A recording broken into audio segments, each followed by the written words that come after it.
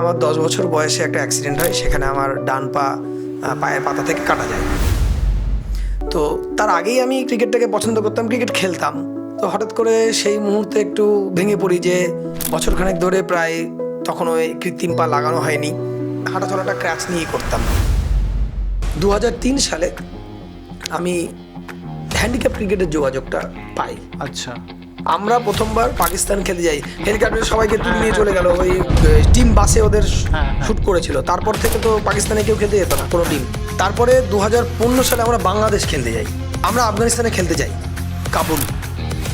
দারুণ জায়গা, কখনো হ্যান্ডিক্যাপ কামড়াই, কনফার্ম টিকিট পেতাম না, কাজেই ট্রেনের মেঝেতে বসে যাতায়াত করেছি। সব থেকে একটা বড় প্রাপ্তি ইন্ডিয়ার জার্সিতে ইন্ডিয়াকে রিপ্রেজেন্ট করা। অদম্য ইচ্ছা, আন্তরিক ভালোবাসা থাকলে যে কোনো কিছুতেই শারীরিক যতই বাধা থাকুক না কেন আমরা কিন্তু জয় করতে পারি।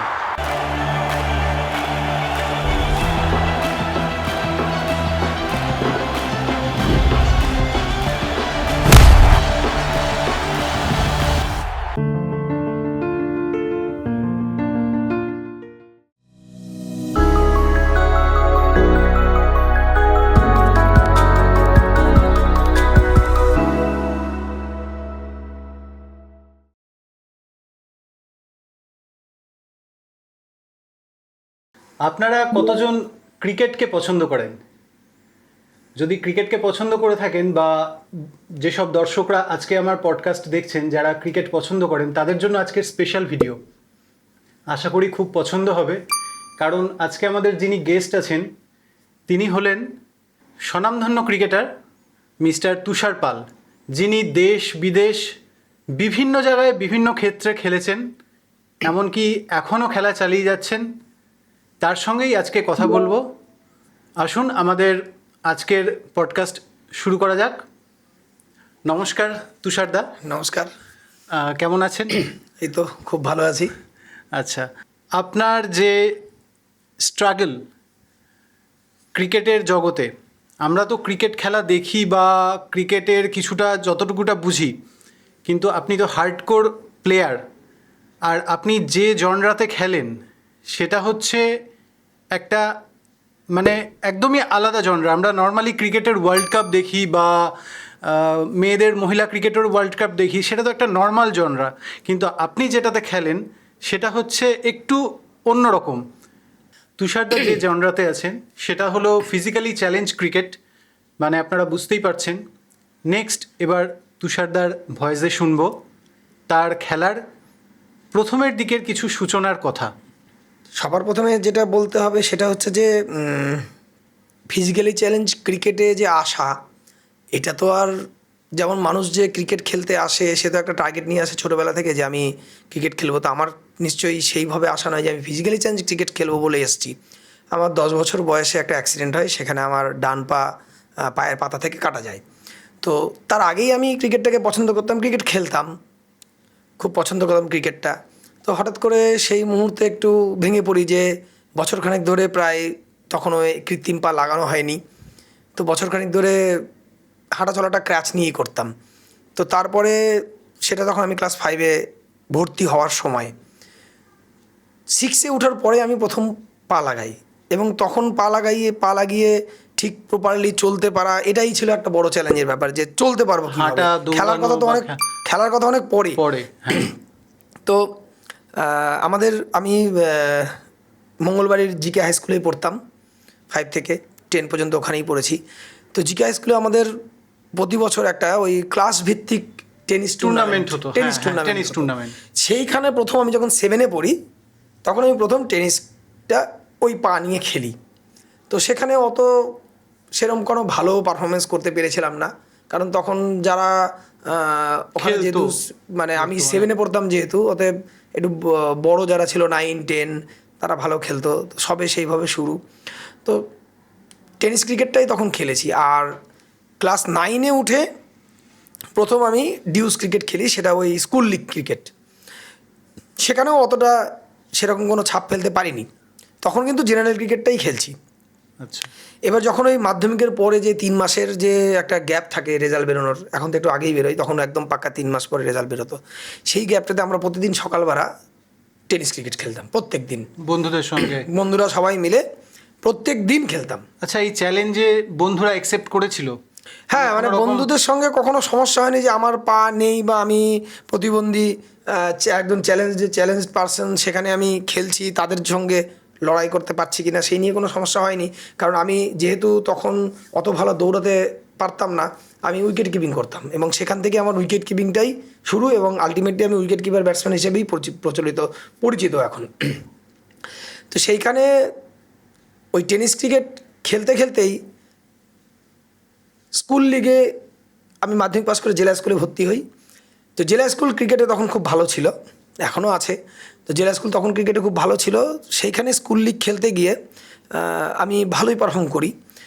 তো হঠাৎ করে স্কুল লিগে আমরা চ্যাম্পিয়ন হই। চ্যাম্পিয়ন হওয়ার পরে যখন আমরা আমাদের টিমটা বাইরে খেলতে যাই। আচ্ছা, তখন কি কোনো কোচিংয়ের ব্যাপার ছিল না নিজেরাই প্র্যাকটিস? সত্যি কথা বলতে কোচিংয়ে আমি ভর্তি হয়েছিলাম, কিন্তু সেইভাবে কোনো গাইডেন্স পাইনি। সবথেকে বড় সমস্যা যেটা আমার ছিল সেটা হচ্ছে যে ক্রিকেট কিন্তু সত্যি কথা বলতে বড় লোকদের খেলা, ক্রিকেট গরিব মানুষের খেলা নয়। সেটা আমিও বুঝি, এখন সবাই বোঝে যে ক্রিকেট কোনো গরিব মানুষের খেলা নয়। আমি এরকমও হয়েছে যে আমার কাছে অল্প দাম দিয়ে প্যাড কিনেছিলাম, গ্লাভস কিনেছিলাম, কিন্তু ব্যাট কেনার ক্ষমতা হয়নি। আমি প্যাড গ্লাভস পরে নেটের মধ্যে ঢুকে দাঁড়িয়ে আছি, আমাকে কেউ ব্যাট দিল না, আমি বেরিয়ে চলে এসেছি। নিজের ব্যাট নাই বলে? নিজের ব্যাট নাই বলে। তো কারণ এখন সেটা বুঝি যে নিজের ব্যাট কেন লোকে দেয় না, কারণ ব্যাটের কোনো গ্যারান্টি নেই, যখন তখন ভেঙে যেতে পারে। নিজের ব্যাট কেউ দেবে না, অনেক এক্সপেন্সিভও হয়। অনেক এক্সপেন্সিভও হয়, কেউ দেবে না ওটা। ম্যাচ খেলার সময় দেয় আলাদা ব্যাপার, কিন্তু ন্যাচারালি দেয় না। তো যাই হোক, এরকম একটা দিন গেছে এবং সেই সময় কেউ সেভাবে গাইড করেনি যে এইভাবে খেলতে হবে, এইভাবে, মানে যেটা এখন আমরা আমাদের বাচ্চাদেরকে শেখাই, সেই শেখানোটা কোনোদিন কেউ শেখায়নি। ওই তারপরে স্কুল লিগ খেললাম। স্কুল লিগে ওই যারা ভালো প্লেয়ার আছে, যারা আছে, তাদের সঙ্গে খেলে খেলে টেনিস ক্রিকেটের ব্রেনটাকে কাজে লাগিয়ে ওইভাবেই স্কুল লিগটা খেলেছি। খেলে হঠাৎ করে মানে আমার কিপিংটা কী করে শুরু হলো ডিউস ক্রিকেটে, সেটা আমি বলতে চাইছি। সেটা হচ্ছে যে যখন আমরা চ্যাম্পিয়ন হয়ে আমরা কৃষ্ণনগর খেলতে যাই, সেই খেলতে যাই, আমাদের যে উইকেট কিপার ছিল সেটা কি ফার্স্ট আউটডোর? মানে হ্যাঁ, সেটা ফার্স্ট হচ্ছে বাড়ির বাইরে গিয়ে আমি কোথাও খেলতে যাওয়া, মানে ডিউস ক্রিকেট। ডিউস ক্রিকেট তাহলে প্র্যাকটিস হতো?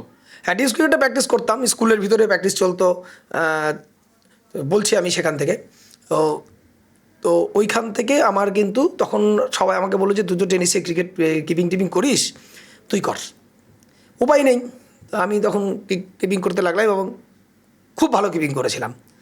খুব ভালো কিপিং, আমার নিজেরও অত কনফিডেন্স ছিল না যে আমি কিপিংটা ভালো করতে পারবো ডিউস ক্রিকেট, কারণ আমি ডিউস ক্রিকেটটা তখন একদম উইদাউট প্র্যাকটিস আমি কিপিং করেছি। একদম ফার্স্ট হ্যাঁ, উইকেট কিপিংটা প্রথম করেছি।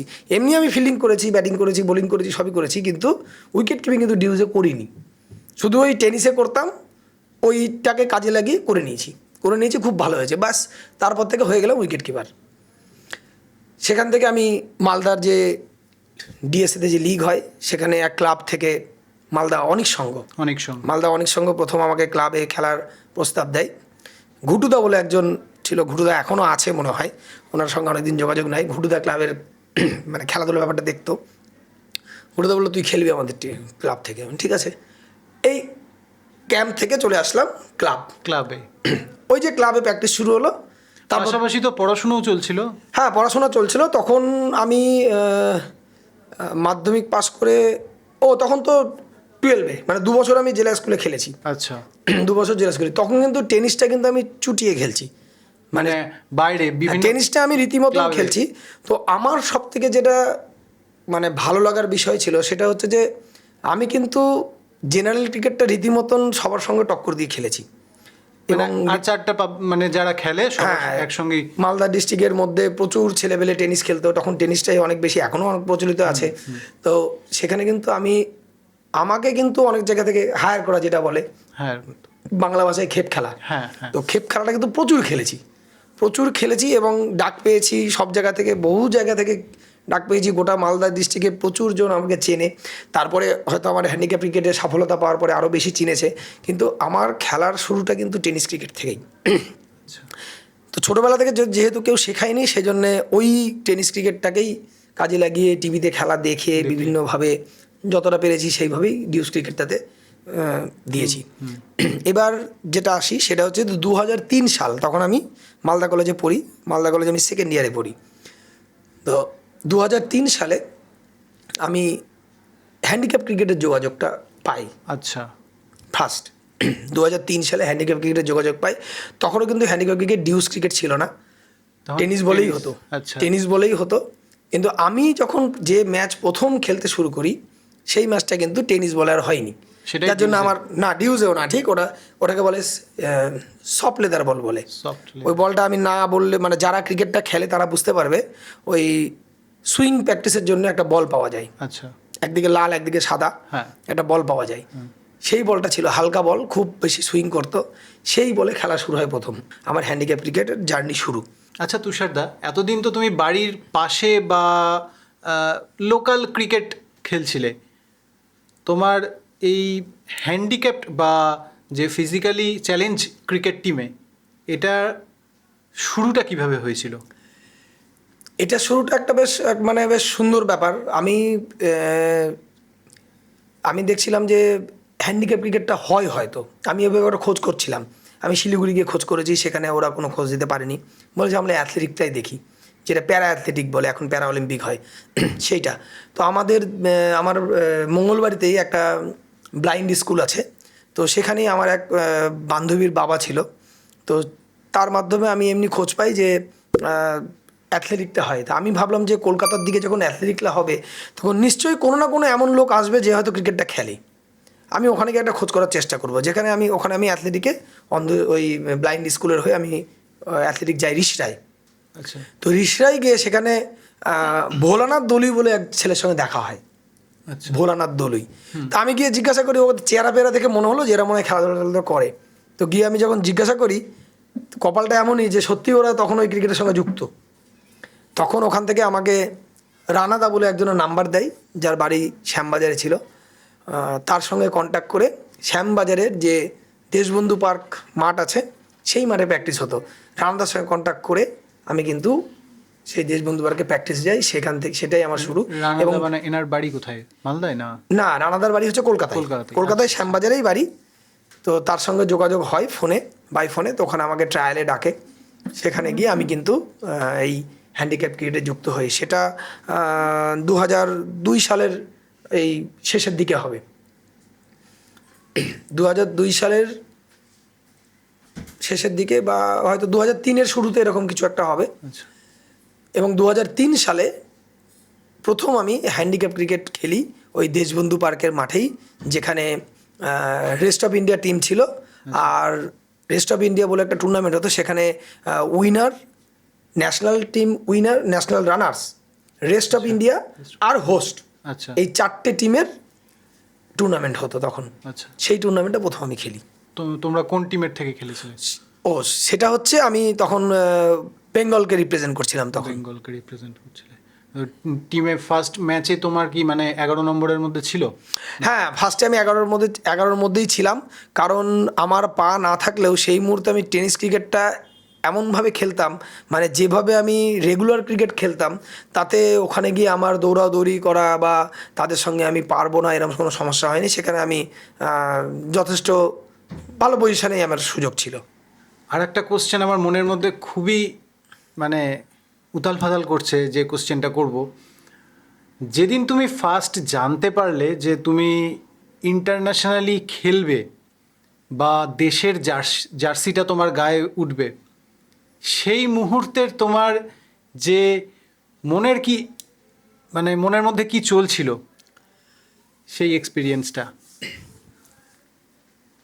এটা একটা তুমি দারুণ একটা প্রশ্ন করেছো, যে সত্যি এটা খুব দারুণ একটা এক্সাইটিং ব্যাপার ছিল। যে যখন জীবনে প্রথম যখন হ্যান্ডিক্যাপ ক্রিকেটটা খেলতে শুরু করি বেঙ্গলের হয়ে, তখন সবসময় ইচ্ছা ছিল যে কোনো একদিন দেশের হয়ে খেলবো। তো যারা আমার লোকাল ক্রিকেট, যারা মালদাতে যারা আমার সঙ্গে খেলতো, আমার যারা টিমমেটস ছিল বিভিন্ন জায়গায় যারা ছিল, তারা একটা কথাই বলতো যে তুষার, ইন্ডিয়ার টিম হলে তুই কিন্তু চান্স পাবি। তো তখনও আমার কিন্তু সেই ভরসা ছিল না, কারণ আমার আইডিয়া ছিল না যে ঠিক ইন্ডিয়ার বুকে কত ভালো হ্যান্ডিক্যাপ প্লেয়ার আছে। কারণ তখন আমি সেইভাবে তখনও অত খেলিনি, শুরুর দিকে আর কি। তখনও কি মানে ইন্টারন্যাশনালি প্লেয়ার তৈরি হয়নি? না, তখনও ইন্টারন্যাশনাল কোনো খেলাই হয়নি। আচ্ছা। অন্য দেশে হতো? না, কোনো দেশেই আমি দেখিনি। আমি যেটা জানতে পেরেছি সেটা হচ্ছে যে 2012-তে প্রথম আমাদের ইন্ডিয়া টিম ফরমেশন হয় আচ্ছা। এবং সেটাই প্রথম ভারতে হ্যান্ডিক্যাপ ক্রিকেটের ইন্টারন্যাশনাল টিম তৈরি হয় এবং সেই টিমে কিন্তু আমি একজন প্রতিনিধিত্ব করেছিলে। উইকেট কিপার ব্যাটসম্যান হিসেবে কিন্তু সেখানে খেলেছি। ফার্স্ট ইন্ডিয়ান ক্রিকেট টিম যেটা প্রতিনিধিত্ব করছিল সেটার মধ্যে তুমি ছিলে। হ্যাঁ, সেটার মধ্যে আমি ছিলাম। তো এখানে সব থেকে এক্সাইটিং ব্যাপার কি হচ্ছে যে সেই সময়ে পাকিস্তানের সাথে কিন্তু কোনো যোগাযোগ, ক্রিকেটীয় সম্পর্ক বা যাওয়া আসা সেরকম যোগাযোগ কিন্তু ছিল না। ক্রিকেটটা বন্ধ ছিল বা পাকিস্তানে কোনো টিম খেলতে যেত না। হ্যাঁ, তখন থেকেই কি পাকিস্তানের সঙ্গে মতভেদ ছিল? এটা হচ্ছে 2012 সালের কথা বলছি আমি তার আগে একটু আগে থেকে বলি, কারণ তার আগে আমাদের প্রতি বছর ন্যাশনাল টুর্নামেন্ট হতো, সেখানে কিন্তু 20টা 24টা করে স্টেট অংশগ্রহণ করতো। সেখানে অতগুলো স্টেটের মধ্যে খেলা হতো এবং আমরা কিন্তু প্রথম কিছুদিন আমরা সেরকম ভালো রেজাল্ট করতে পারিনি, কিন্তু মোটামুটি 2008, 9, 10 এরকম টাইমে যখন গেছি তখন কিন্তু আমরা টোটাল এখন পর্যন্ত 5-6 বার আমরা ন্যাশনাল চ্যাম্পিয়ন হয়েছি বেঙ্গল থেকে। আচ্ছা। ন্যাশনাল চ্যাম্পিয়ন হয়েছি। এর মধ্যে আমার নিজস্ব পড়াশোনাও চালিয়ে গেছি এবং 2006 সালে আমি এসএসসি দিয়ে হাই স্কুল টিচারের চাকরিও পেয়েছি। বাহ। এবং বর্তমানে আমার প্রায় 20 বছর পার হয়ে গেল চাকরি জীবন। আমি তার মধ্যেখানে তো আবার ম্যারেজও আছে, বিয়েও। হ্যাঁ, সেটা তো আছেই। সেটা হচ্ছে ঠিক চাকরি পাওয়ার পরের বছরই আমি চাকরি পেয়েছি 2006 সালে রানীগঞ্জ কেসি হাই স্কুল গাজল ব্লকে, হয়তো নাম শুনে থাকবে। সেখানে আমি ইংরেজি বিষয়ের শিক্ষক। বাহ। তো অনেকেই ভাবে আমি হয়তো স্পোর্টসের টিচার, কিন্তু অ্যাকচুয়ালি না, আমি হচ্ছে ইংরেজি বিষয়ের শিক্ষক। তো যাই হোক, তো ওই ন্যাশনাল ক্রিকেট খেলতে খেলতে আমাদের হঠাৎ করে আমাদের টিমেরই যে তৎকালীন ক্যাপ্টেন ছিল বেঙ্গলের, উৎপল মজুমদার, তো তিনি একাধারে ক্যাপ্টেন ছিলেন। তার বয়স এখন নিয়ার অ্যাবাউট 55। তিনি ক্যাপ্টেন ছিলেন এবং তিনিই হচ্ছে আমাদের টিমের যাবতীয় দায়িত্ব সামলাতেন। বাংলা থেকে মোটামুটি কতজন রিপ্রেজেন্ট করছিল তখন?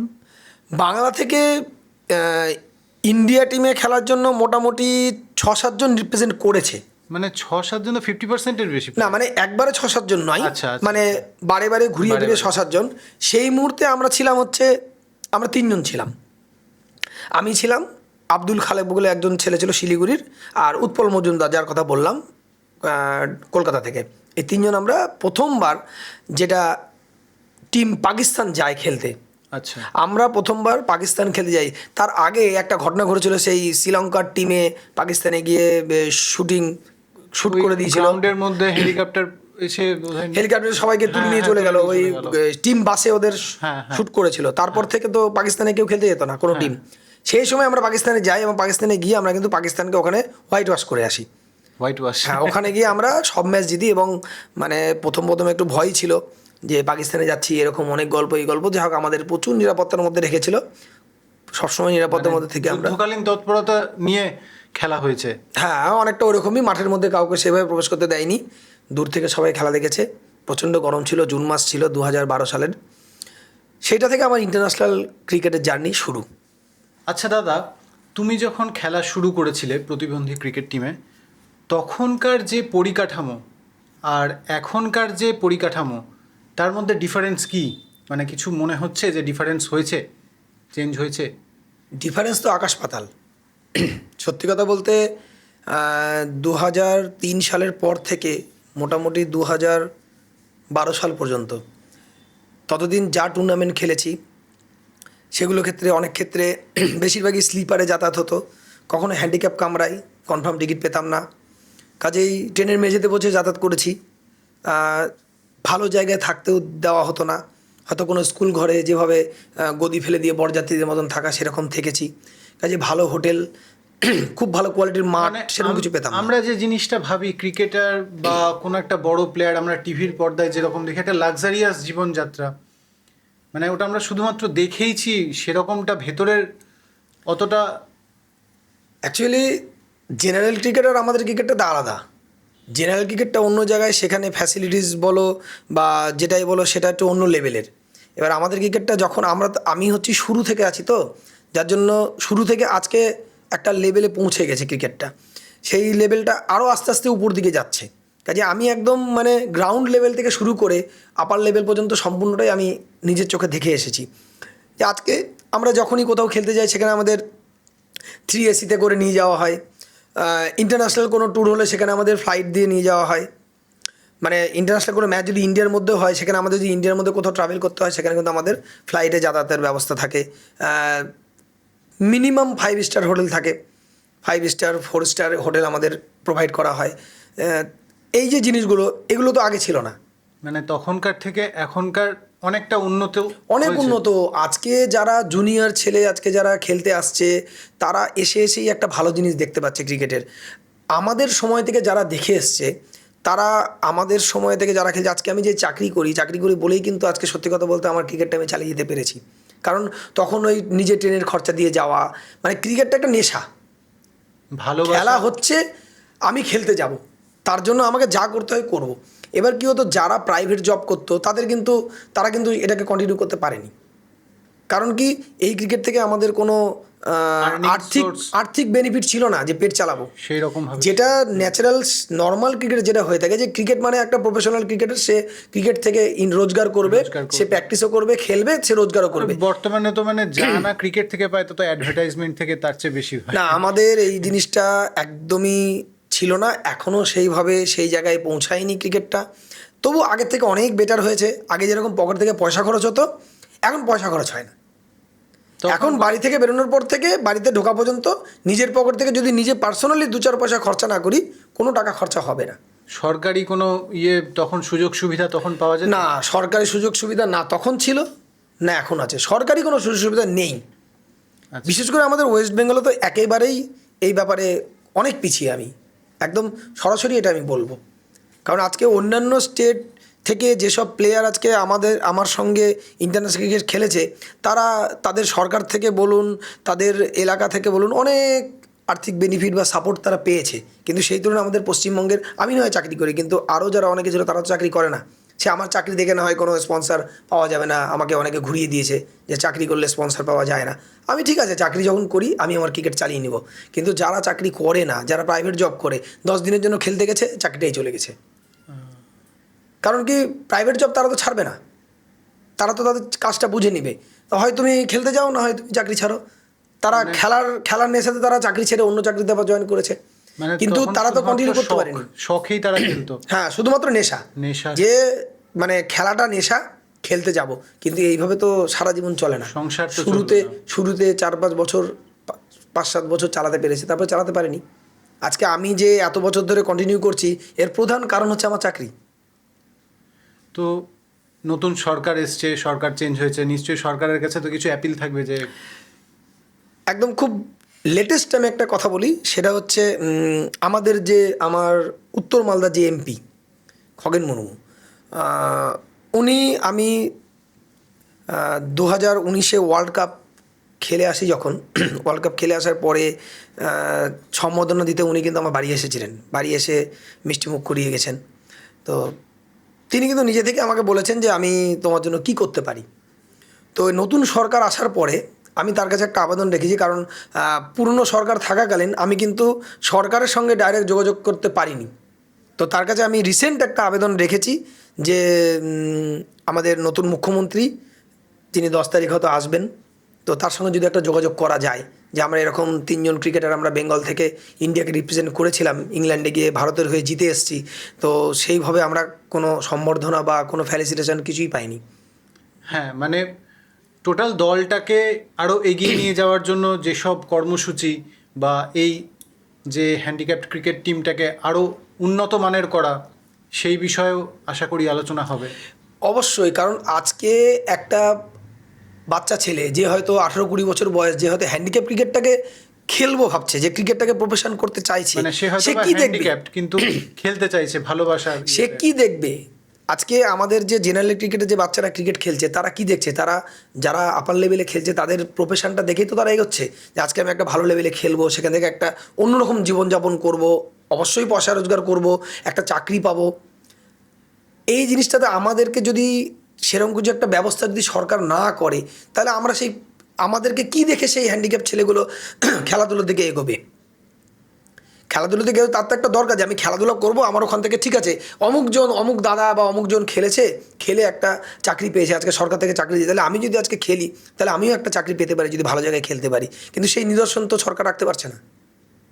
মানে খেলার জন্য চাকরি, খেলার জন্য চাকরি নয়, আমি যে চাকরি পেয়েছি সেটা আমি তোমার পড়াশোনা talent, করেছি, আলাদা আমি talent। এসএসসি দিয়েছি, এসএসসি দিয়ে আমি চাকরি পেয়েছি হাই স্কুল টিচার। খেলার সঙ্গে এই আমার চাকরির চাকরির কোনো কোনো সম্পর্ক সংযোগ নেই। তুমি আমাদেরকে জাস্ট একদম তোমার কোর মানে ইন্টারন্যাশনাল ক্রিকেট সম্বন্ধে আমাদেরকে একটু জানাও। ইন্টারন্যাশনাল ক্রিকেটে আমার পদার্পণ হচ্ছে 2012 সালে পাকিস্তান ট্যুর দিয়ে। আমি প্রথম পাকিস্তানে যাই। হঠাৎ করে মানে অ্যাকচুয়ালি আমাদের তার কিছুদিন আগে মানে পাকিস্তানে 2012-তে যাই, 2012-র জুন মাসে যাই আমরা। 2011-র শেষের দিকে আমাদের বড়োদাতে একটা ক্যাম্প হয়েছিল। সেই বড়োদার ক্যাম্পে আমাদের ইন্ডিয়া টিমের সিলেকশনটা হয় এবং সেখান থেকে আমি জানতে পারি যে আমি ইন্ডিয়া টিমে চান্স পেয়েছি, পাকিস্তান খেলতে যাব। তো একটা আলাদা এক্সাইটমেন্ট ছিল, জীবনের প্রথম খেলতে যাব, তাও আবার পাকিস্তানে, যেখানে পাকিস্তানে মানুষ যেতে ভয় পায়, সেখানে খেলতে যাব। তো 2012-তে প্রথম পাকিস্তানে যাওয়া, এবং পাকিস্তানের সাথে আমাদের কিন্তু তখন বাইলিটারাল একটা সিরিজ চলতে থাকে।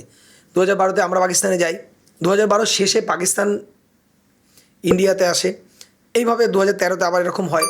তারপরে 2014-তে আমরা সাউথ আফ্রিকা যাই। সাউথ আফ্রিকা যাই, ওটা অ্যাকচুয়ালি আমাদের সব থেকে লম্বা ট্যুর ছিল। ওটা 7টা ম্যাচ ওখানে খেলেছিলাম, 7টা ম্যাচ ছিল, ওর নতুন টিম ছিল, ওখানে আমরা সবই জিতেছিলাম, আর পাকিস্তানে গিয়েও সবই জিতেছিলাম। তারপরে 2015 সালে আমরা বাংলাদেশ খেলতে যাই। বাংলাদেশ খেলতে যাই, সেখানে গিয়ে 3টা ম্যাচের সিরিজ ছিল, সেখানে আমরা 2-1 জিতি। তারপরে আবার 2015-র পরে 2016-তে বাংলাদেশ আসে কলকাতায়, সেখানে খেলা হয়, সেখানে আমরা 2-1 হেরে যাই। তারপরে হচ্ছে 2016-তে আফগানিস্তানের সঙ্গে আমাদের যোগাযোগ হয়। আফগানিস্তানের টিম আছে, আমরা আফগানিস্তানে খেলতে যাই, কাবুল, দারুণ জায়গা কাবুল, কিন্তু প্রচণ্ড নিরাপত্তার মধ্যে কিন্তু খেলা হয়েছিল, কারণ আফগানিস্তানে কিন্তু এখনও কোনো টিম কিন্তু খেলতে যায় না, কোনো ইন্টারন্যাশনাল টিম কিন্তু আফগানিস্তান খেলতে যায় না। আফগানিস্তানের হোম গ্রাউন্ড হচ্ছে দিল্লির নয়ডাতে। আচ্ছা, অর্থাৎ আফগানিস্তানের সঙ্গে যদি কোনো টিম খেলে ইন্টারন্যাশনাল, তার খেলাটা দিল্লিতে হয়।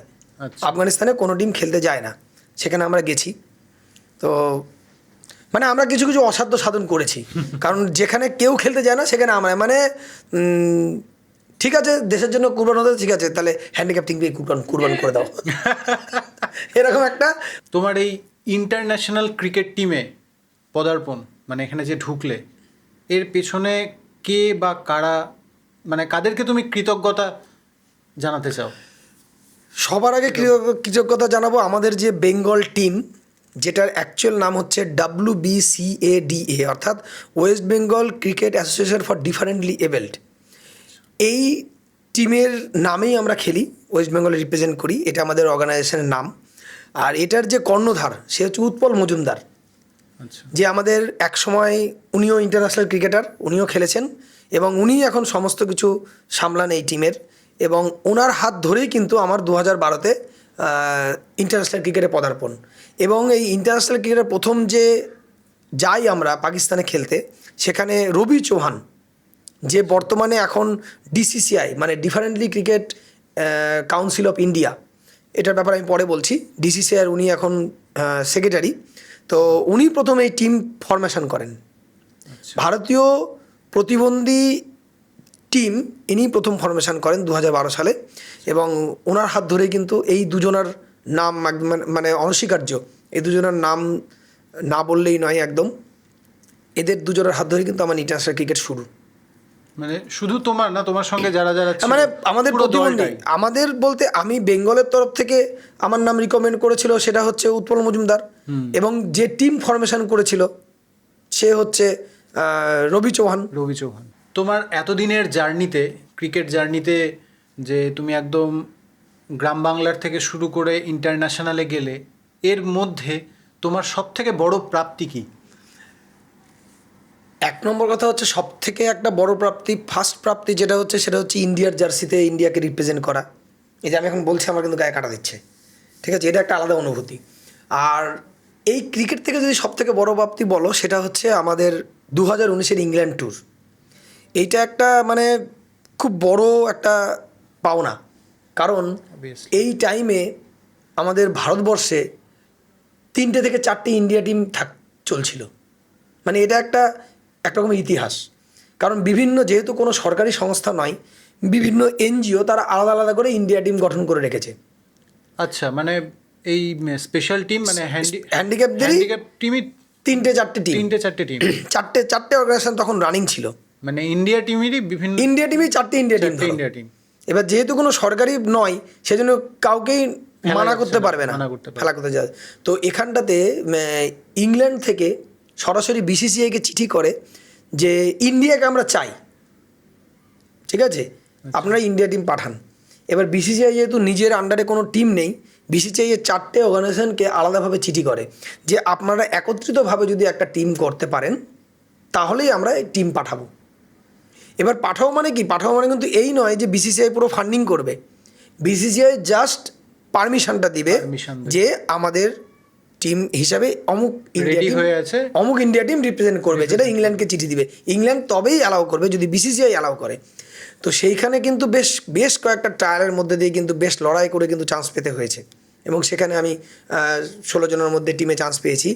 আর মেন কথা হচ্ছে যে ইংল্যান্ড যে টুর্নামেন্টটা করছিল সেটা হচ্ছে একদম ইংল্যান্ডের বোর্ডের টিম, বোর্ডের যে ইংল্যান্ড অ্যান্ড ওয়েলস আচ্ছা, বলে যে বোর্ড, সেই ইসিবি ক্রিকেট বোর্ড অর্গানাইজ করেছিল। এটা হচ্ছে ওয়ার্ল্ড সিরিজ নামে, আচ্ছা, ওয়ার্ল্ড সিরিজ হ্যান্ডিক্যাপদের ওয়ার্ল্ড সিরিজ, ফিজিক্যালি চ্যালেঞ্জ ক্রিকেটের, মানে অ্যাকচুয়ালি পুরো নামটা যদি বলতে হয় তাহলে এরকম হবে যে first physically challenge world series 2019 in England.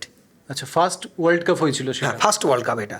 এবং সেখানে কিন্তু আমরা ওখানে 7 দিন আগে ওখানে পৌঁছেছি, কারণ জেট ল্যাগের ব্যাপারটা ছিল। সেখানে গিয়ে আমরা প্র্যাকটিস ম্যাচ খেলেছি। আমরা ইংল্যান্ডের মাটিতে গিয়ে কোনো ম্যাচ হারিনি। বাপরে, মানে প্র্যাকটিস ম্যাচ ইংল্যান্ডের টিমের সঙ্গে আমরা খেলেছি 2টো, সেটা জিতেছি। ওখানকার একটা ক্লাবের টিমের সঙ্গে খেলেছি, সেটা জিতেছি। এবং টোটাল 5টা ম্যাচ খেলেছি টুর্নামেন্টের, 5টাই জিতেছি। সেখানে কিন্তু আমরা কোনো ম্যাচই হারিনি। সেখানে টিম ছিল হচ্ছে পাকিস্তান, বাংলাদেশ, আফগানিস্তান, ইংল্যান্ড, ইন্ডিয়া, এই 5টা টিম ছিল। এই 5টা টিমই যেহেতু বোর্ড থেকে ছিল তাই জিম্বাবুয়েও আসার কথা ছিল, কিন্তু জিম্বাবুয়ে বোর্ড পারমিশন দেয়নি বলে ওরা আসতে পারেনি। আমার আর একটা কোশ্চেন মাথার মধ্যে খুবই খেলছে, যেটা হচ্ছে যে আমরা নর্মালি স্টেডিয়ামে দেখি দর্শক ভর্তি থাকে, তো তোমাদের এই বেঙ্গল থেকে, ন্যাশনাল থেকে ইন্টারন্যাশনাল এবং ওয়ার্ল্ড কাপ, দর্শক কেমন ছিল, বা দর্শক কি আদৌ হতো, বা প্রচার কেমন হতো এই খেলা নিয়ে? কি সরকারি বা কোনো সাংবাদিক বা কোনো রকম নিউজ মিডিয়া কি প্রচার করতো? সত্যি কথা বলতে 2012 সালে যখন প্রথম আমি পাকিস্তান খেলতে যাই, তখন মালদা থেকে মিডিয়া কিন্তু আমাকে প্রচুর হাইলাইট করেছিল, আসার পরেও প্রচুর করেছিল। এবং আমি যতবার খেলতে গেছি মিডিয়া কিন্তু আমাকে যথেষ্ট হেল্প করেছে, হাইলাইট করেছে। কিন্তু আমাদের যে খেলাটা কিন্তু এই সোশ্যাল মিডিয়া যতদিন থেকে অ্যাক্টিভ হয়েছে তখন থেকেই কিন্তু খেলাটা আমরা যতটা পারি প্রচার হচ্ছে। আগে কিন্তু এই খেলার প্রচার ছিল না। মানে দর্শক আসনে দর্শক সেরকম না, দর্শক আসনে সেরকম পাওয়া যেত না, যেহেতু আমাদের খেলাটা এমন জায়গায় হতো বা সেরকমভাবে প্রচার হতো না বলে দর্শক সেভাবে থাকতো না। কিন্তু খেলা তো আমার যতটুকু মনে আছে ন্যাশনাল টিভিতে বা এগুলোতে বোধহয় লাইভ হতো। হ্যাঁ, বাছা কিছু, যেমন আমি বলি, পাকিস্তান যখন প্রথমবার ইন্ডিয়াতে আসে 2013 সালের অক্টোবর মাসে পুজোর ছুটির টাইমে, সেই টাইমে কিন্তু ডিডি স্পোর্টসে লাইভ হয়েছিল, ঠিক আছে। তারপরেও পাকিস্তান এসছে, ডিডি স্পোর্টসে লাইভ হয়েছে। তো মাঝে মাঝে হতো লাইভ, সেটা আমাদের ইন্ডিয়াতে আসলে, কিন্তু যখন আমরা বাইরে যেতাম সেটা কিন্তু সেইভাবে হতো না। এবার সেইটা তো ডিডি স্পোর্টসে এখন মানে সরকারি চ্যানেলে খেলা দেখে কয়জন, যাই হোক, তবুও সেই প্রচারটা আমরা পেয়েছি। কিন্তু এখনকার দিনে যে প্রচারটা পাওয়া যায়, আমাদের যে কোনো টুর্নামেন্ট যখন হয় সেটা কিন্তু অন্তত ইউটিউব বা ফ্যান কোড লাইভ করে। আচ্ছা, আর এখন মানে ওয়ার্ল্ড কাপেও দর্শক আসনের সংখ্যা মোটামুটি, এখন মেন কথা হচ্ছে যে ওয়ার্ল্ড কাপ সেই 2019-এ একবারই হয়েছে, তারপরে এখনও ওয়ার্ল্ড কাপ হয়নি। কারণ 2019-এর পরে করোনার জন্য আমাদের সত্যিই বলতে আমাদের করোনা অনেক ক্ষতি হয়ে গেছে। আমাদের প্রচার আলো থেকে আমরা অনেকটাই দূরে চলে গেছি, কারণ 2 বছর পুরো ক্রিকেটটা প্রায় বন্ধ ছিল। সেখানের পর থেকে এবার মানে এখনও সেইভাবে আর করতে পারিনি। আর সেই ওই যে চারটে অর্গানাইজেশন আচ্ছা তারা একসঙ্গে যখন হয়েছিল, তারপর আবার যে যার মতন আলাদা হয়ে গেছে। আচ্ছা তুষারদা, তুমি তো এই দলে মানে হ্যান্ডিক্যাপড ক্রিকেট টিমের একদম শুরু থেকেই আছো। শুরু থেকে এখনকার যে অবস্থা, তোমার কি মনে হয়? আমাদের হ্যান্ডিক্যাপ ক্রিকেট এখন একটা দারুণ জায়গায় আছে। আমি তো বলবো এখন নতুন যারা ঢুকছে তারা ঢুকেই মানে হ্যান্ডিক্যাপ ক্রিকেটের স্বর্গ পাচ্ছে। আমরা যে জায়গাটা দেখে এসেছি সেখানকার থেকে এখন দারুণ অবস্থায়। বর্তমানে সবথেকে যেটা লেটেস্ট যেটা খবর সেটা হচ্ছে যে বিগত মোটামুটি বছর চারেক থেকে বিসিসিআই নিজে একটা কমিটি তৈরি করেছে, যে কমিটিটা হচ্ছে হ্যান্ডিক্যাপ ক্রিকেটকে নিয়ে। এই হ্যান্ডিক্যাপ ক্রিকেটের বিসিসিআই নামটা দিয়েছে ডিসিসিআই, আচ্ছা Differently Abled Cricket Council of India, DCCI এই নামটা দিয়েছে। যার সেক্রেটারি এখন হচ্ছে সেই রবি চৌহান, সেই রবি চৌহান যিনি হচ্ছে এখন এই ডিসিসিআইয়ের সেক্রেটারি। এবং এখানে ফ্যাসিলিটিটা কী হচ্ছে, হয়তো আমরা কোনো ম্যাচ ফিস বা সেরম কিছু পাচ্ছি না, কিন্তু বাকি যে ফ্যাসিলিটি অর্থাৎ A class ground, 4 star 5 star hotel, মানে হসপিটালিটি এবং ক্রিকেট দেখো আমাদের সব থেকে বড় কী থাকে যে ভালো মাঠে খেলবো, ভালো মাঠে গ্রাউন্ডটা যেন আমরা এখন ইন্টারন্যাশনাল গ্রাউন্ড পাই খেলার জন্য। যে কোনো টুর্নামেন্টে আমরা ইন্টারন্যাশনাল গ্রাউন্ড পাই। আমি বলে দিচ্ছি, হায়দ্রাবাদের যে রাজীব গান্ধী ইন্টারন্যাশনাল স্টেডিয়াম, হ্যাঁ Narendra Modi stadium, Narendra Modi stadium, Wankhede stadium, এইসব জায়গায় কিন্তু আমাদের ম্যাচ হয় এখন। তো এইগুলো জায়গায় মানুষ তো খেলাটা একটা স্বপ্ন। সত্যি তাই, মানে ক্রিকেটারদের সর্বনাশ। হ্যাঁ, এইগুলো জায়গায় কিন্তু আমাদের টুর্নামেন্ট হয়। অতএব ক্রিকেট হ্যান্ডিক্যাপ ক্রিকেট একদম সম্পূর্ণ কিন্তু প্রফেশনাল দিকে চলে গেছে। আগে একটা সময় ছিল যে হ্যান্ডিক্যাপ হলেই যদি খেলতে পারে সে হয়তো খেলার সুযোগ নিতে পারবে, কিন্তু এখন শুধু হ্যান্ডিক্যাপ হলে হবে না, এখন তাকে প্লেয়ার হতে হবে, রীতিমতন তাকে প্লেয়ার হতে হবে, কারণ এটা সম্পূর্ণ প্রফেশনাল ক্রিকেট। যদি আমাদের যে ডিসিসিআই যে পেজ আছে সেখানে আমাদের হ্যান্ডিক্যাপ ক্রিকেটের প্রচুর ভিডিও আছে। আমার তুষার পাল নামে যে ফেসবুক প্রোফাইল আছে এখানেও প্রচুর হ্যান্ডিক্যাপ ক্রিকেটের ভিডিও আছে। এসব জায়গায় যদি কেউ খেলা দেখে কি না, তারা কিন্তু কখনো ধরতেই পারবে না যে এটা কোনো হ্যান্ডিক্যাপ ক্রিকেট চলছে। একদম নর্মাল ক্রিকেট। এখানেও 130, 35, 40-এ বল করার ছেলে আছে, টপ কোয়ালিটি স্পিনার আছে, ভালো ব্যাটসম্যান আছে, এক হাতে একটা 80-90 মিটারে 6 মেরে দিবে সেরকম প্লেয়ারও আছে।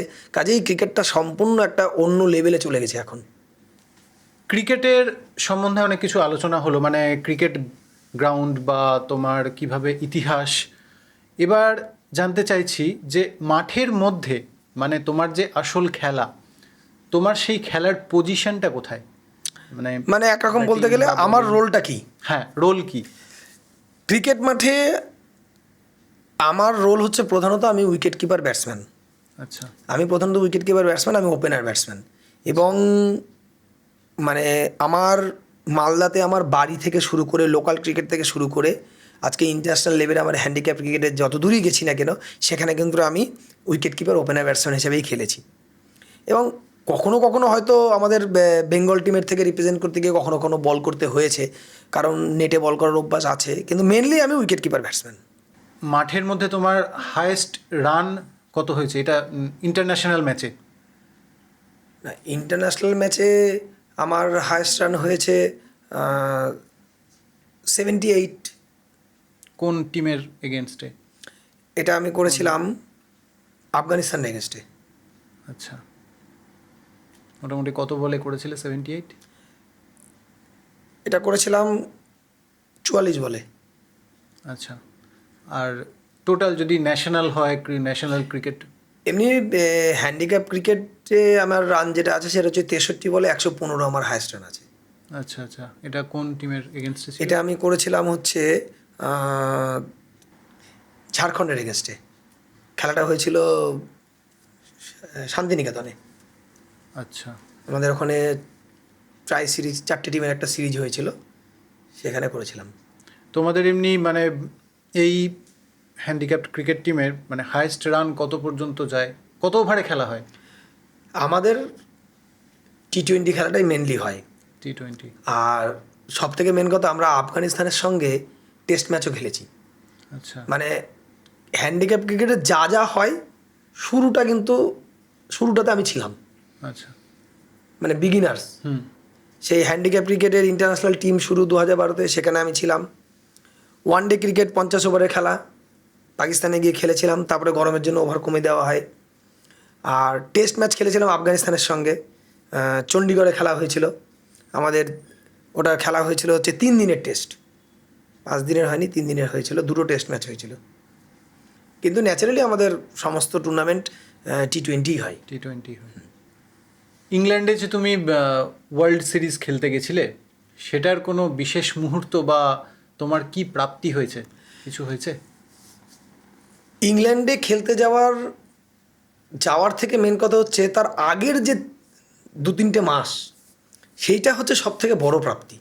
কারণ আমরা ওই টাইমে যে লেভেলের কোচিং স্টাফ পেয়েছিলাম, সেটা কিন্তু সবাই ভাগ্যে পায় না। আচ্ছা। আমি 3টে নাম বলবো, সেই 3টে নাম মানে নর্মাল ক্রিকেটের সঙ্গে দারুণভাবে জড়িয়ে আছে। 1 নম্বর হচ্ছে সুলক্ষণ কুলকার্নি, যিনি একসময় মুম্বাইয়ের ফার্স্ট ক্লাস ক্রিকেটার, যিনি কখনো ইন্টারন্যাশনাল ক্রিকেট খেলার সুযোগ পাননি। কিন্তু ওনার আন্ডারে উনি সচিনেরও কোচ ছিলেন, উনি রোহিত শর্মার কোচ ছিলেন, উনি রাহানের কোচ ছিলেন। মানে উনি হচ্ছেন মুম্বাইয়ে 2013 যে চ্যাম্পিয়ন টিম ছিল রঞ্জির, সেই টিমের কোচিং স্টাফ, তারা পুরোটা আমাদের কোচিং স্টাফ ছিল। তার মধ্যে এই এই 3 জনের যে নাম বলছি, একটা হচ্ছে সুলক্ষণ কুলকার্নি, যিনি ছিলেন হেড কোচ। ডক্টর ছিলেন হচ্ছে নিরঞ্জন পণ্ডিত, উনি এখন রাজস্থান রয়্যালসের টিমের সঙ্গে আছেন। আর আমোক পণ্ডিত উনি হচ্ছে ট্রেনার। উনি ঠিক কোন টিমের সঙ্গে আছে আমার মনে নেই। আর সুলক্ষণ কুলকার্নি, যিনি রঞ্জি টিমের কোচ ছিলেন 2013-তে, তিনি বর্তমানে ওমান যে টিম, হ্যাঁ, ইন্টারন্যাশনাল টিম, তার কিন্তু হেড কোচ। আচ্ছা। কাজেই মানে ওনাদের যে কোচিংয়ের যে স্টাইল, যে একটা অভিজ্ঞতা, সেটা আমার জীবনের সবথেকে বড় প্রাপ্তি। মানে আমি সারা জীবনে যতটুকু না শিখেছি, ওনাদের সঙ্গে যে এই যে আমার 3-4 মাসের সম্পর্ক, তাতে কিন্তু আমি প্রচুর শিখেছি। এবং সবথেকে বড় কথা যে আজকেও যদি আমি তাকে ফোন করি, তারা যদি তাদের কাছে ফোনটা হাতে থাকে, তারা কিন্তু সঙ্গে সঙ্গে আমার সাথে কথা বলে। এইটা হচ্ছে সবথেকে বড় কথা, যে এরকম লোকের সঙ্গে কিন্তু অল টাইম আমি টাচে আছি। এই যে এই আঙুলটা আমার স্লিপের ক্যাচ প্র্যাকটিস করতে গিয়ে আঙুলটাতে লেগে আঙুলটা কিন্তু ব্যাকা হয়ে যায়। সে অনেকটা ব্যাকা হয়ে গেছিলো। এটা তো আছেই, এটা কথা ছেড়ে দিচ্ছি, এটা টেনিস খেলতে গিয়ে হয়েছে। তো এই আঙুলটা আমার এই রকম হয়ে যায়। এবার এইরকম যখন হয়ে যায়, তা আমি তখন কী করলাম, আমি আগাগোড়াই ডাক্তার অত দেখাই না। তো এই যে আমি যে নাম বললাম নিরঞ্জন পণ্ডিত, উনি হচ্ছে এখন রাজস্থান রয়্যালসের টিমের সঙ্গে আছেন, টিমের সঙ্গে ছিলেন। তো ওনাকে আমি ফোন করলাম, উনি আমাকে বললো যে তুষার তুম এক पहले एक्सरे करो, एक्सरे कर मुझे भेज दो। আমি এক্সরে করে পাঠিয়ে দিলাম। আমাকে একটা ইকুইপমেন্টের ছবি পাঠালো, ছবি পাঠিয়ে বললো এটা লাগিয়ে রাখো, 2 সপ্তাহ লাগিয়ে রাখো, তারপর আমাকে আবার কন্ট্যাক্ট করো। ঠিক আছে, আমি কিন্তু কোনো কিছু লাগলো না, আমি এক্সরে করলাম, আমাকে ওটা 2 সপ্তাহ 3 সপ্তাহ 4 সপ্তাহ লাগিয়ে রাখার পরে আঙুল অনেকটা সোজা হয়ে গেলে এখন ঠিক আছে। এবং আমি সিজনে কি ট্রিটমেন্ট করব, তারপরে মাঝে একবার কী হলো, আমার পায়ের লিগামেন্ট ছিঁড়ে গেছিলো। আচ্ছা। আমি কিন্তু বুঝতে পারিনি যে লিগামেন্ট ছিঁড়েছে। আমি কলকাতায় গেছি, হঠাৎ করে বেঞ্চে বসে থাকতে থাকতে দাঁড়িয়ে আর দাঁড়াতে পারছি না, বাঁ পায়ের কবজিতে দাঁড়াতে পারছি না। কারণ আমার একটা ব্যথা হয় না সেরকম, না অ্যাকচুয়ালি কিছুই হয় না, কিন্তু ধাপ ফেলতে পারবো না। হ্যাঁ, স্ট্রেংথ পাওয়া যাবে না, কোনো স্ট্রেংথই থাকে না, এবং ধাপ ফেললেই ব্যথা করবে। তো এটা অ্যাকচুয়ালি আমার যেটা মনে হয়, আমার একটা বাইক অ্যাক্সিডেন্ট হয়েছিল, সেখানেই হয়তো আমার ওটা ক্ষতিগ্রস্ত হয়েছিল, কিন্তু তখন আমি সেটা বুঝতে পারিনি, সেইভাবে খেলাধুলা করেছি। তারপরে হঠাৎ করে কোনো কারণে সেটা ভালো মতন ক্ষতিগ্রস্ত হয়, এবং যখনই ওটা ছিঁড়ে যায়, তখন তো আমি কলকাতায় ছিলাম, খুব কষ্ট করে আমি বাড়ি এসেছিলাম, কারণ আমি হাঁটতে পারছিলাম না একদমই, বাঁ পায়ে ভর দিয়ে। তো কোন রকমে বাড়ি এসে আমি তার সাথে কন্ট্যাক্ট করি, নিরঞ্জন পণ্ডিত কন্ট্যাক্ট করি, সে আমাকে কিন্তু ছবি পাঠায় যে এই জিনিস আছে, এই জিনিসের মধ্যে যে কোনো একটা ইউজ করতে হবে। আমি কিন্তু ওটা ইউজ করার পরে, তার আগে অবশ্য ডাক্তার দেখিয়ে সেখানে একটা ব্যান্ডেজ করে দিয়েছিল, এবং তাকে আমি দেখাই যে এইভাবে ব্যান্ডেজ করা আছে, ঠিক আছে কিনা। তো সে কিন্তু এক্সরে দেখে বলে না ঠিক আছে, এখন এইভাবে থাকতে হবে। সেভাবে কিন্তু আমার কিন্তু ট্রিটমেন্ট হয়ে গেল। আমার কিন্তু আর ডাক্তারের কাছে যেতে হয়নি। এটা গেল, এটা হচ্ছে ডাক্তারের কথা বললাম। তারপরে কোনো ট্রেনিংয়ের ব্যাপারে, অফ সিজনে ট্রেনিং কী করব না করব, তার জন্য আমি যখনই ওই যে ট্রেনার আছে আমুক পণ্ডিত, ওনাকে যদি ফোন করি, উনি কিন্তু ভিডিও কলে আমার সাথে কথা বলার সময় পেলে, মানে এত সুন্দর যোগাযোগ। তা আমার ছেলে খেলে, তার জন্য তার সঙ্গে কথা বলে কিন্তু অনেক সলিউশন আমি পেয়েছি। এবং যখন ফোন করি, রাত দুপুর যখন হোক, তারা সে যদি ফ্রি থাকে আমার সঙ্গে সবসময় কথা বলে। তো এরকম লোকের সঙ্গে আমার যোগাযোগ, এইটা হচ্ছে আমার সবথেকে ইংল্যান্ডের গিয়ে সবথেকে বড় প্রাপ্তি। একটা ছোট্ট গল্প করি, সেটা হচ্ছে যে আমাদের যে ইংল্যান্ডের সঙ্গে ফাইনাল খেলাটা হয়, তো হঠাৎ করে আমাদের কোচ মাঠের মধ্যে, আমরা মাঠেই ছিলাম, সেমিফাইনালের দিন আমরা মাঠেই ছিলাম। সেমিফাইনালে ইংল্যান্ডের সঙ্গে আফগানিস্তানের খেলা হচ্ছিল, তো আমরা মাঠেই ছিলাম, কোনো একটা প্রোগ্রাম ছিল, মাঠে গেছি। তো তখন আমাদেরকে হঠাৎ করে ডাকলো কোচ, ডেকে বললো যে সবাই আসো একটু। আসলাম, তো বলছে যে গ্রাউন্ডটাকে ফলো করো। গ্রাউন্ডটা কিন্তু আগের দিন যে সাইজ ছিল, আজকে কিন্তু গ্রাউন্ডটা বড়, 65 মিটার ছিল, ওটা 75 মিটার। আচ্ছা। তো এর কারণটা কি? এর কারণটা হচ্ছে আফগানিস্তানের প্লেয়ারগুলোর শক্তি অনেক বেশি, ওরা 4 থেকে 6 বেশি মারে। আচ্ছা। 6 বেশি মারতে যায়। এবার যদি গ্রাউন্ড আবার 10 মিটার বড় হয়, তো ছোটো মাঠে যদি 10টা মেরে দেয়, তো বড় মাঠে তো 2-4টা তো ফাঁসবেই। তো ঠিক ইংল্যান্ড কিন্তু ওই মাঠে 143 করে ওদেরকে আর করতে দিল না। ওরা কি করলো, ওরা 6 মারছে কিন্তু ক্যাচ আউট হয়ে যাচ্ছে। তো তখন আমাদেরকে বললো যে ইংল্যান্ড কিন্তু এই নীতিটা আমাদের সঙ্গেও খেলবে, যে আমরা পরের দিন এসে মাঠ দেখব, মাঠ দেখে আমরা একটা জিনিস ডিসাইড করব। তো ঠিক মাঠ দেখে বললো যে মাঠ কিন্তু বড়ই আছে, 75 মিটার বাউন্ডারি। তো 75 মিটার বাউন্ডারিতে যদি কেউ বাউন্ডারি লাইনে দাঁড়ায়, তাহলে ইজি 2 রান নিয়ে নিবে। তা আমাদেরকে কোচ বলল যে আমরা কিন্তু চেষ্টা করব অন্ততপক্ষে 2টো রান আউট যেন আসে। তার জন্য কী করতে হবে, আমার বাউন্ডারি যে ফিল্ডার আছে তারা অন্তত 10-15 হাত ভেতরে থাকবে। এবং এমনই কপাল, ইংল্যান্ডে যে প্রথম উইকেটটা পড়লো, সেই ভিডিও ক্লিপটা আমার কাছে এখনও আছে।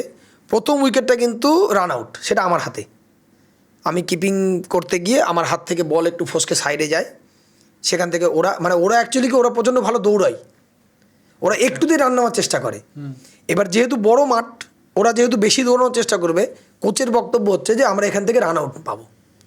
এবং সেখানে কিন্তু টোটাল ম্যাচে 3টে রান আউট পাই আমরা। এটা তো তার একটা অভিজ্ঞতা সে শেয়ার করেছিল, আমরা সেটাকে ইমপ্লিমেন্ট করতে পেরেছি। ওরা দৌড়েছে, আমরা সুযোগ মতন সেভাবে করেছি, রান আউট পেয়েছি। তো এইটা হচ্ছে তার কোচিংয়ের একটা দারুণ অভিজ্ঞতা। হ্যাঁ। লাস্ট তোমার ইন্টারন্যাশনাল ম্যাচ কোথায় হয়েছিল? আমার লাস্ট যে খেলা হয়েছিল সেটা হচ্ছে 1 বছর আগে ব্যাঙ্গালোরে শ্রীলঙ্কার সঙ্গে। মানে ওটাই কি তোমার ফেয়ারওয়েল ম্যাচ? হ্যাঁ, ওটাই আমার ফেয়ারওয়েল ম্যাচ ছিল। কারণ আমাদের হ্যান্ডিক্যাপ ক্রিকেটে যেটা ডিসাইড হয়েছে যে 40+ হয়ে গেলে আর ইন্টারন্যাশনাল খেলাতে তারা নেবে না।